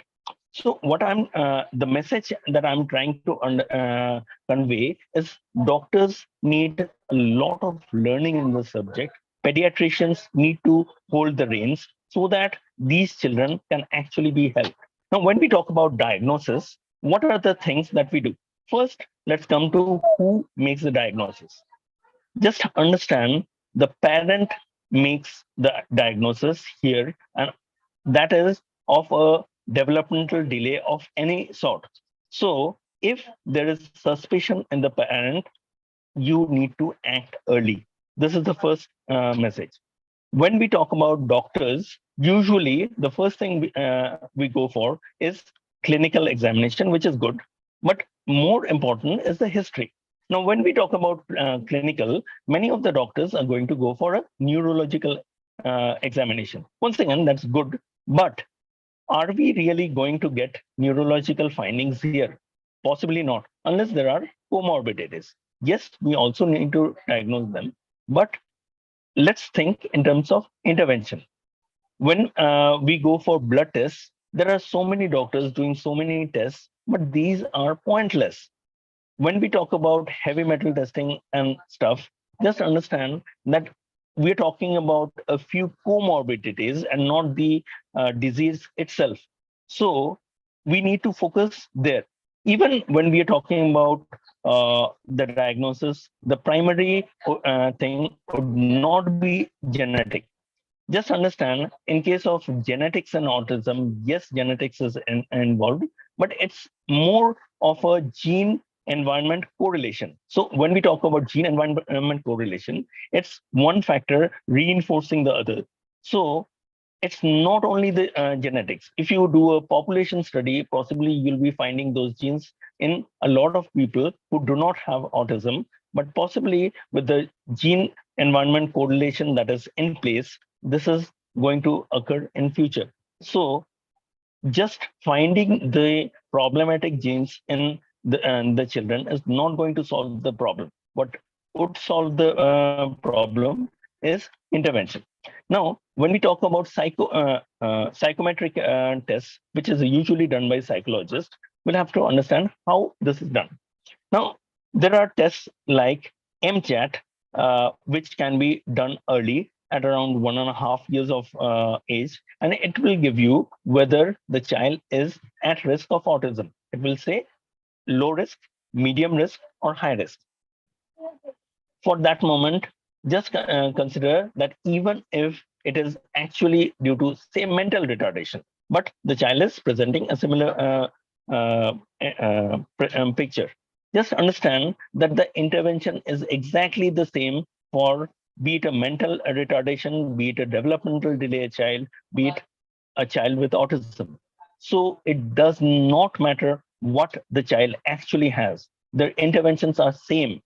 Yes, this needs to be individualized. What we do not talk about is functional assessment. What is that? We need to gauge the functional capacities of the child. What are the things that the child likes? Why is that? Because we'd be utilizing that to delivering interventions so that the child can develop.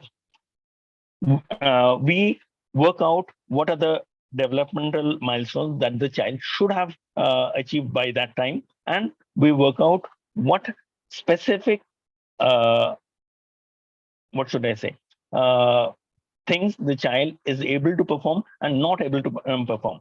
Based on that, we lay down a IEP, individualized education plan, and based on that, interventions are made. Now, when we do that, we set long-term goals, divided into short-term goals, and divided into further small targets that are to be achieved. There's something called task analysis where we break down the thing that is to be learned. Suppose there's a bottle that needs to be opened while I pour the water for drinking. So what in the steps? I'll pick up the bottle, I'll hold it, I'll open the cap, I'll turn it, pour it, swallow, put the cap back, and put the bottle back. So these are the steps the child needs to be learning, as the child needs to learn how to drink from a bottle. So for each of the functions, we need to break it down. And that's why functional assessment is important. Once again, who does the functional assessments? It's the special educators or ABA professionals who do it. And they play a major role in the intervention part. Now, when we talk about the diagnosis, somebody will say that no, the diagnosis needs to be confirmed. How do we confirm the diagnosis? The diagnosis can be confirmed based on certain psychological scales that are used. There's a test called ISA, which is the Indian scale for autism. Now, it has a cutoff of 3 years. So do we wait till 3 years of age and not intervene early? No, we do.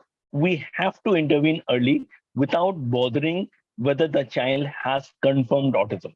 Because if there's developmental delay, you need to intervene, irrespective of what the developmental delay is related to.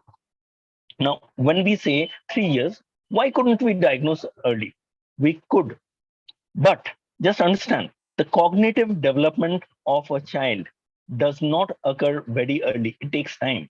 It's not before 2.5, 3 years that the child has attained a reasonable level of cognition that such a test can actually be administered foolproof manner. So this is something that is needed. Now, when we talk about medicines, we'll have to understand that medicines do not have a clear role in autism. Medicines can reduce the hyperactivity, but medicines are not going to make a big difference there. There are a lot of issues like the sensory issues which need to be catered to. There's no medication that will help you pass.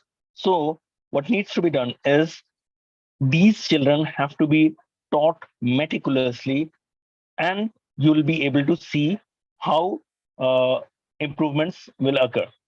Now, there's a message coming about the theory of MMR vaccination, which has already been debunked. So there's a lot going on in the field, and we need to catch up. We need to understand the way we make diagnosis of other diseases. This scenario is actually grossly different, and we need to change our approach when diagnosing autism. The prevalence of autism is on the rise, and there are so many children around who have autism. We need to treat them not as diseased individuals, but as individuals who are lacking in development, and we need to go ahead and support them. So this is the message I have. I'll end here. Thank you.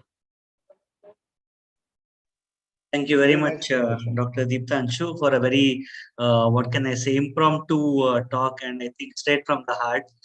So considering that you are also very much into this field, so it's very refreshing to hear this talk straight from the heart.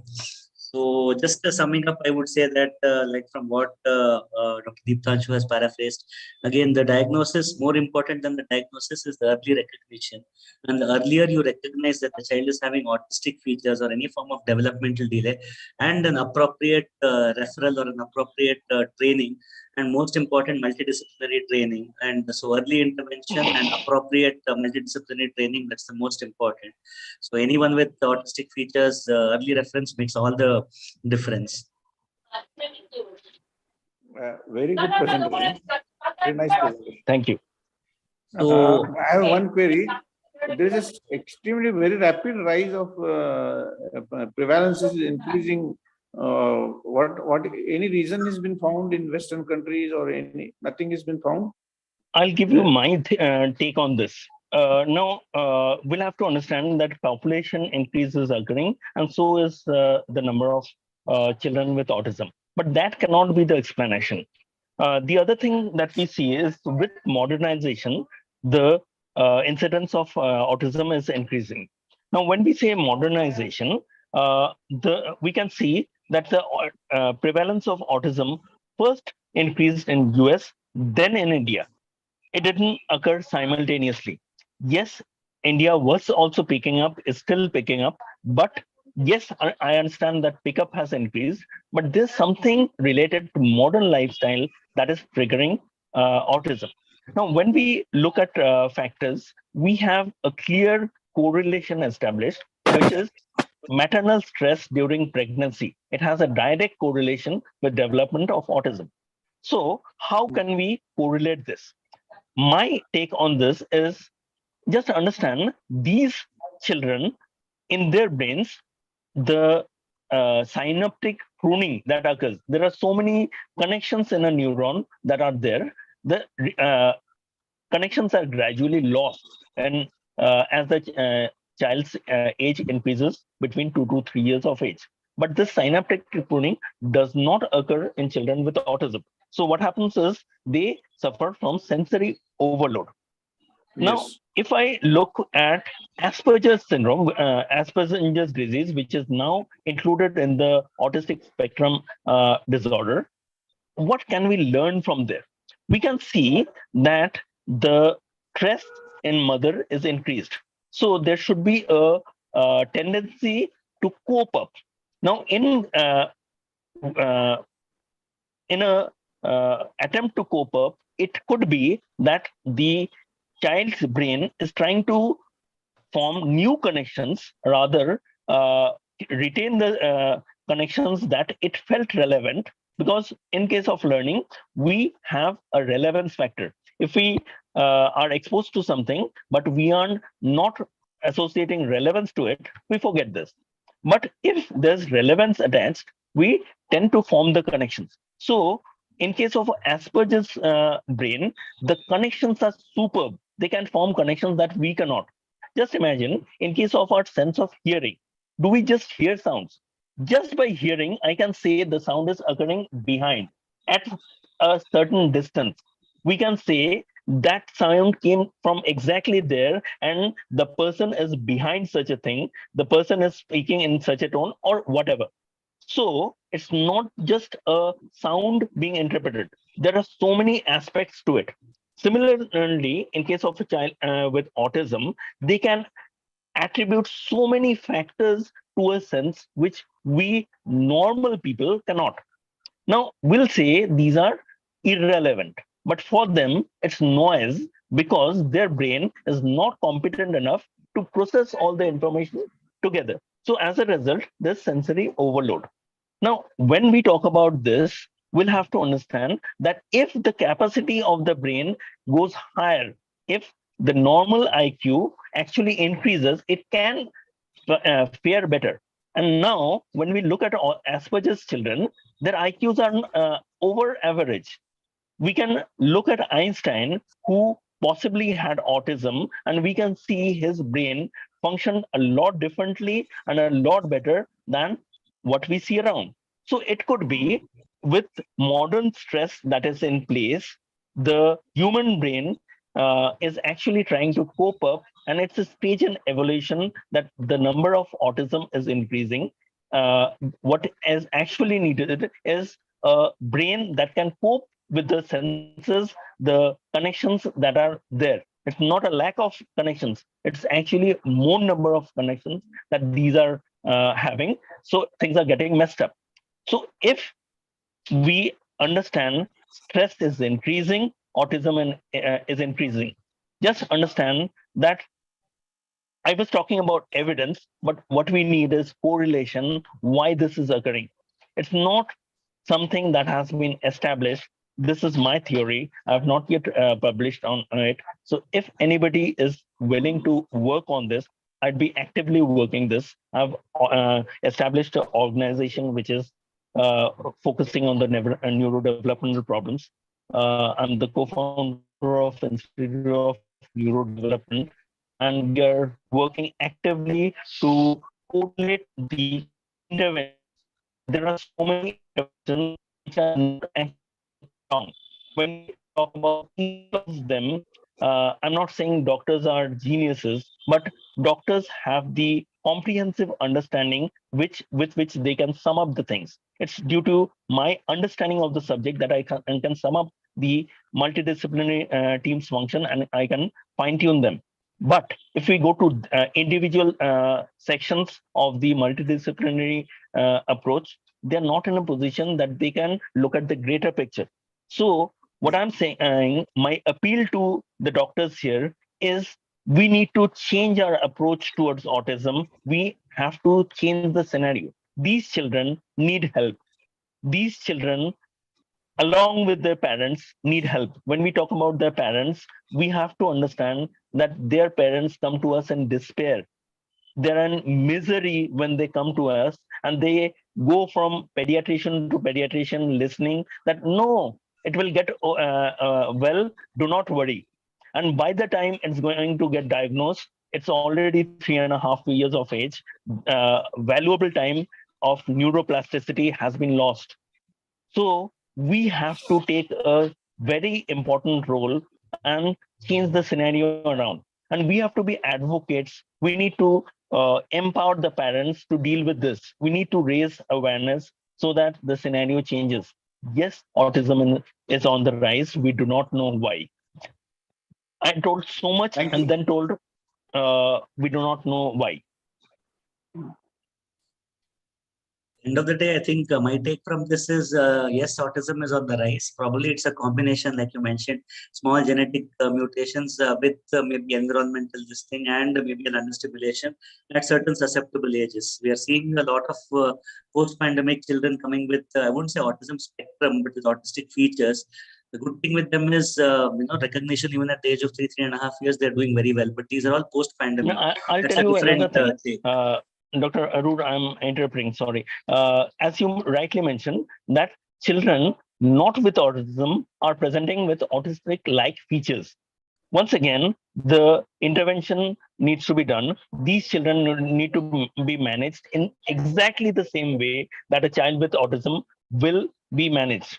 So It does not matter whether the child has autism, whether the diagnosis is being confirmed. So if the child has problems, just intervene and you'll see differences. For a child with not so severe neurodevelopmental issues underlying, the response would be humongous and the child will be mainstream. For a child with gross underlying neurobiological issues, probably it would not be that great, but still you'll see improvement. So this pandemic has indeed taught us that there are so many things that we see around. We say, okay, this child is not probably autistic and presenting with neuro development issues. We need to intervene. Just understand that. Yes, Dr. Du, please continue. Yeah, so that is what. So the main thing that is, I think, like summing up is most important, like you mentioned, not the diagnosis, but the early recognition, appropriate intervention, and multidisciplinary intervention. So yes, it's on the rise. Probably it's a combination of various factors. Most of it we still don't know, but environment and probably genetics play a role. And most important is early recognition, early referral, or early multidisciplinary intervention. That is the most important. Anybody else has anything to say? I think most of the questions were based on that. Has the screen time has an effect on autism? I'll give you a different answer to this. Now, when we talk about screen time, what do? We take the mobile. Do we talk to the mobile? We never do that. We get engrossed. So it's essentially a one-way traffic. We are consuming the mobile stuff. We are not reciprocating. Now, communication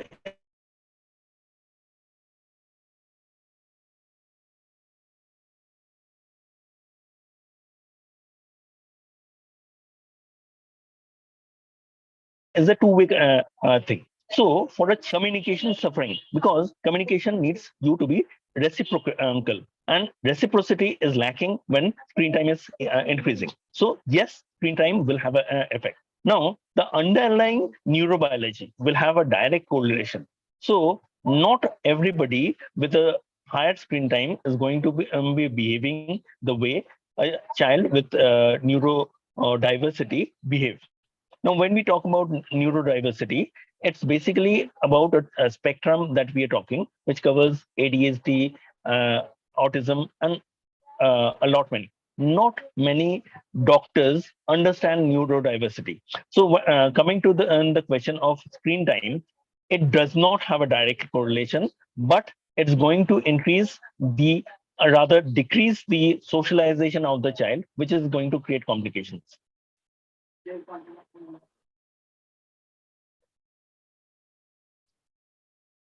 Oh, thank you very much. I think we've had a very nice set of speakers and a nice set of topics, and I think a lot of mutual exchange of ideas and discussion. So thank you very much. Thank you all the speakers for wonderful presentations, and thank you for sharing your in-depth knowledge. Shiv Prakash. Thank you, sir. Thank you, Dr. Sudhindra, sir. Sir, Dr. Basu, sir, any final words?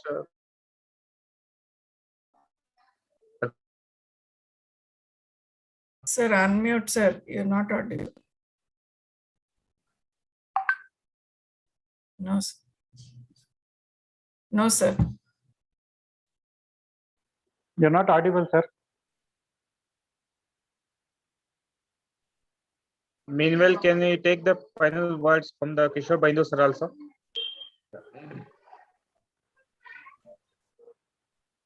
Well, that was a very interesting discussion from all the three Turks on very important topics in neurology, well moderated by Dr. Sudhindra.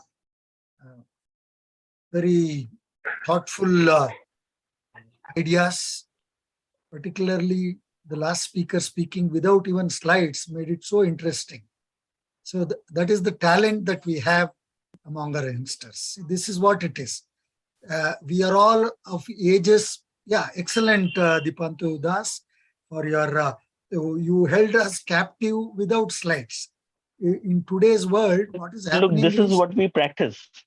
So what wonderful. we practice does not need See, to be prompted. Dipantu, it took me back to my young days in the late 70s and 80s, where teachers used to write in chalk piece.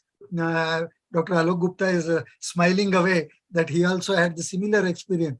Today's teachers are just showing slides, reading through the slides and going away. Teaching has become this thing, but we had teachers who wrote the things on the board with the chalk pieces, and it was a tremendous effort. And this is what it is. I think some amount of this sort of a teaching should come into our curriculum, not the slides and all. I do not know the opinion of others. Thank you all for a wonderful interaction that we had. Sorry that we didn't have much time to interact. I'm sure we can ask questions to you on your emails or something. Very nice initiative by Dr. Basuraj and IAP Bangalore, and for all the opportunity that we have had in interacting with you. Thank you, Dr. Sudhindra, for that wonderful moderation that you did today, and all the speakers, the panelists, and all the invitees who took part in this wonderful program. Thank you, Basuraj, again, and a very good night to all of you. Thank you very much. Good night. Good night, everyone. Asrat sir. Thank you. Good night. Some technical issues. Audio is not. Fine. Thank you so much to all our speakers for making this day wonderful. They're really very nice topics, very touching to the heart, we can say. So very important topics like from OPD to from ICU to some psychiatry topic. It's a wonderful topics. We enjoyed with our topics. Thank you so much, Dr. Renu, Dr. Diptanshu Das, and Dr. Nikhil for making the wonderful webinar of, I think, one of the best webinar we had in our BPS, we can say. So thank you so much for the wonderful young faculties. We are also very thankful to our IAP BPS Bangalore, headed by Dr. Basraj sir, and also Dr. Priya Shivalli madam, for giving this platform, wonderful platform to conduct this program. We are also very thankful to our Kishore Baindur, who is grooming the youngsters and also a scientific convener, and Dr. Chidananda sir, and all the viewers, and also like a senior pediatrician, Dr. Alok Gupta sir, and Devraj Raichu sir, and all the viewers for making this program very successful, we can say, because we learned a lot of things about the subject. Thank you so much, one and all. And Dr. Sudhindra Arora sir, for wonderfully moderated the things, sir. Very nice topics. And he also suggested actually Dr. Diptanshu Das. So thank you so much, sir, for giving us a wonderful speaker for today's program. Thank you, one and all, for making this very nice program it also. Yeah. Thank you, sir. Thank you. Thank you very much. Thank you. Thank you, one and all. Good night. Thank you all. It was a great program. Thank you so much. Sir, Alok Gupta, sir, what is your son doing now? Medicine Fala. He is now practicing gastroenterology. Oh, wonderful, wonderful. So he's where in Jaipur itself? In Jaipur only, sir. He's living with us, and his wife is a pathologist. Yeah. And wish him all the best from all our these things, sir. All your blessings are needed, sir. Yes, sir. Yes, sir. Thank you, sir. Thank you. Thank you, sir. Thank you, Shweta. You can wind up the session. Namaskara, Devraj Raichu aurge. Namaskar, sir. Namaskar, sir. Sir. Thank you, sir. Thank you. Thank you for joining, sir. Good night. Thank you, sir. Thank you, madam.